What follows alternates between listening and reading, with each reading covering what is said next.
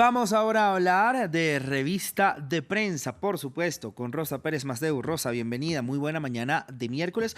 Vamos a abrir entonces esta revista de prensa con la actualización del tema con el que abrimos ayer. Es que finalmente, Rosa, el vuelo destinado a Ruanda con demandantes de asilo en el Reino Unido se quedó en la tierra, es decir, fue cancelado por la decisión de un Tribunal Europeo de los Derechos Humanos. ¿Cómo lo aborda entonces esto la prensa británica?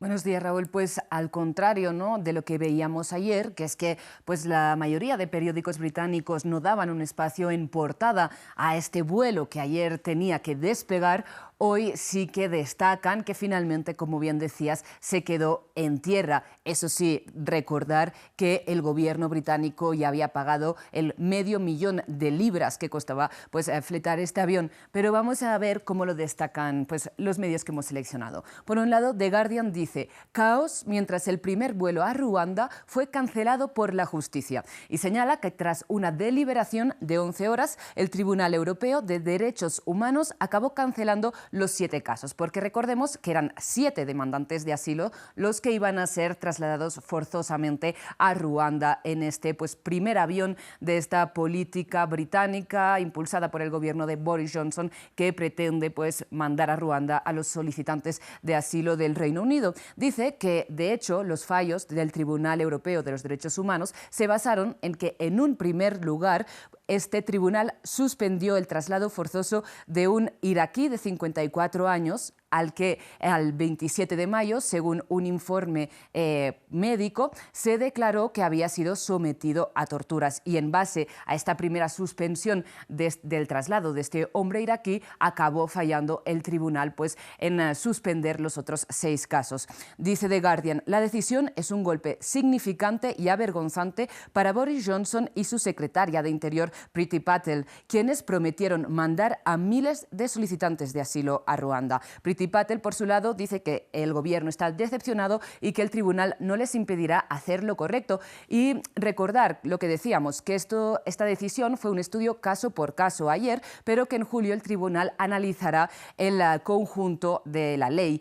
Y recordar, Raúl, porque siempre esto genera un poco de confusión, el Tribunal Europeo de Derechos Humanos, también llamado Tribunal de Estrasburgo por la ciudad francesa donde está basado, es un tribunal en el que cualquier persona que se sienta víctima de una vulneración de los derechos humanos bajo jurisdicción de un país del Consejo de Europa pues puede acudir. Recordemos que el Reino Unido forma parte del Consejo de Europa, porque el Consejo de Europa no es una institución de la Unión Europea, no es una de las instituciones de Bruselas, aunque por su nombre es fácil confundirlo con el Consejo Europeo o el Consejo de la Unión Europea. Y eso, a pesar de que después del Brexit el Reino Unido no forma parte ya de la Unión Europea, sí continúa formando parte del Consejo de Europa, pero Boris Johnson precisamente dijo que este tribunal, que se basa en la Convención Europea de Derechos Humanos, pues que al final acaba interfiriendo con la soberanía del Reino Unido y que se planteaba incluso pues salir de esta convención. Vamos a ver cómo termina todo esto. Por otro lado, el Daily Telegraph dice: deportaciones a Ruanda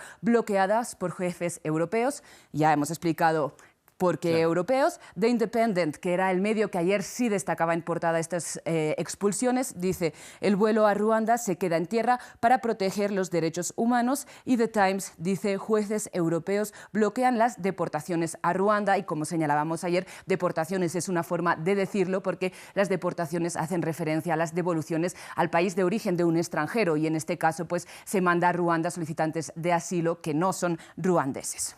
Y también pues al lado vemos la foto de este deporte cricket muy popular en Reino Unido y también en su colonia India y en Pakistán también, ¿no, efectivamente, Rosa? Eso lo comentábamos con Eumar. En deporte quizás pues lo pueden mencionar el cricket, este deporte que para nosotros es tan lejano. Así es, la ex colonia India. Dije colonia, pero ex colonia pues ya obviamente no es.